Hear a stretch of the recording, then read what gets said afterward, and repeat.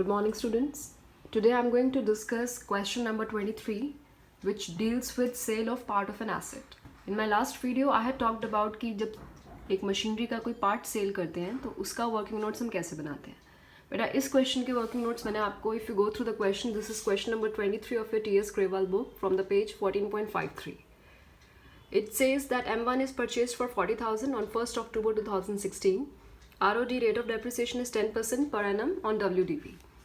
Now the question has a line, 1/4 of the machinery, that is M1, is sold at 5600. अब यहाँ पे आपको ये सेल वैल्यू दे दी. कितनी है सेल वैल्यू?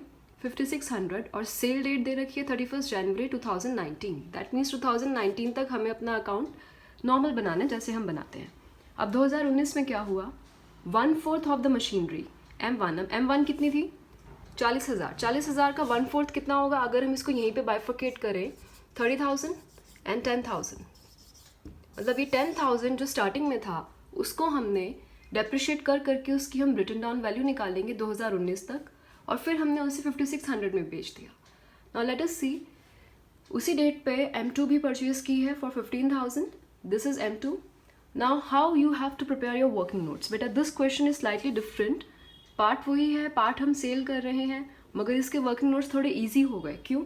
क्योंकि हमें इन्होंने प्रपोर्शन दे दिया कि 1/4 ऑफ द मशीनरी.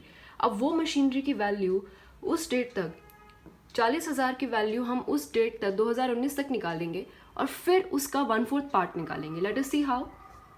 1 अक्टूबर को जब हमने मशीनरी परचेज करी 40,000, ये वही नोट्स हैं जो बेटा आप अपने टी-शेप अकाउंट में बनाते हैं. टू बैंक से आप दिखाएंगे M1 40,000, उसका डेप्रिसिएशन कितना लगाएंगे? 10%, बट फॉर 6 मंथ्स. 6 मंथ्स क्यों? अक्टूबर, नवंबर, दिसंबर, जनवरी, फरवरी, मार्च. 2000 डेप्रिसिएशन आया, आपकी वैल्यू आ गई 1 अप्रैल 2017 को 38,000. उसके ऊपर अगेन हम 17-18 का डेप्रिसिएशन लगाएंगे. 38 WDV मेथड है, इसीलिए हम 38,000 पे 10% लगा रहे हैं.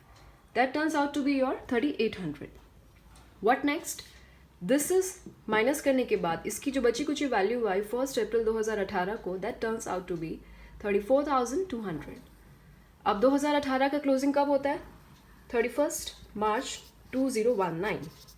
हम क्लोज करने से पहले देखेंगे 2019 आ गया. अब 19 में हमने देखना है कि एक ट्रांजैक्शन हो रही है, वो मार्च से पहले ही हो रही है, 31 जनवरी को. दैट मीन्स हमें इसकी ट्रीटमेंट सेल की इसी साल दिखानी पड़ेगी.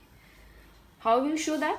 अब क्वेश्चन में कहा है कि 34,200 पूरा का पूरा नहीं बेचा, इसका 1/4 पार्ट बेचा है. तो ये मेथड 1 है. मेथड 1 में क्या कहा? पूरी मशीनरी को डेप्रिशिएट करते जाओ और जब सेल कर रहे हैं उस डेट पे उसकी बैलेंसिंग फिगर को पार्ट्स में डिवाइड कर दो. अब हमने क्या करना है, इसका 3/4 पार्ट निकाल लिया और 1/4 पार्ट जो हम बेच रहे हैं. बेसिकली हमें ये वैल्यू चाहिए और इसी को हम निकालेंगे कैलकुलेशन ऑफ गेन और लॉस ऑन सेल. तो हमने क्या किया, इसको 3/4 से मल्टीप्लाई किया, that is your left over machinery. इसको हमने 1/4 निकाला, that is your sold machinery. Let us see अब आपके वर्किंग नोट्स कैसे बनेंगे. कैलकुलेशन ऑफ गेन और loss on sale M1 1/4 part.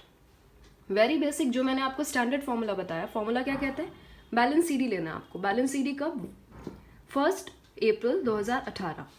Now you tell me, balance CD 34,000 लेंगे या फिर 8550? ऑब्वियसली इस पार्ट को बेच रहे हैं तो ये वैल्यू लेंगे. तो ये वैल्यू आपको इस क्वेश्चन में निकालनी थी. अब इसके ऊपर क्या निकालते हैं बेटा हम? Less depreciation till the sale date. Sale date है 31 जनवरी 2019. अब इसका डेप्रिसिएशन कैसे लगेगा? इस वैल्यू का 10%. जनवरी तक बेटा, अप्रैल टू जनवरी 10 मंथ्स होते हैं, तो 10 मंथ्स का आपने डेप्रिसिएशन लगाया. That turns out to be 713 rupees. Now what next? ये बची कुछ वैल्यू आ गई. इस वैल्यू को हम क्या करते हैं? Less sale value.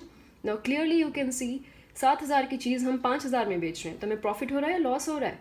ऑब्वियसली कम में बेच रहे हैं. This is your loss value, loss on cell. अब इन सब डेटा को आपने कहाँ पुट करके शो करना है? In your machinery account. अब मशीनरी अकाउंट बनाना बहुत ईजी है. पहला मेथड क्या मैंने आपको बताया, जिसके ऊपर बेस्ड ये वीडियो है. अगर कभी भी पार्ट ऑफ द मशीनरी का क्वेश्चन होता है बेटा, तो पार्ट ऑफ द मशीनरी में बहुत ईजी हो जाता है. क्यों? क्योंकि वो पार्ट आप किसी भी डेट पे निकाल सकते हो. आप चाहो तो 10,000 की स्टार्टिंग से दोबारा डेप्रिसिएशन भी लगाओगे तो भी आपकी बची कुची वैल्यू 10,000 पे डेप्रिसिएशन लगाने के बाद 8550 आएगी. आप चाहो तो स्टार्टिंग से ही अलग अलग कर सकते हो, या फिर जब पार्ट का क्वेश्चन होता है पूरी मशीनरी को उस डेट तक ले आइए और उस डेट पे आने के बाद उसे पार्ट्स में डिवाइड कर दीजिए, so that you can get the value of your sold part of the machinery.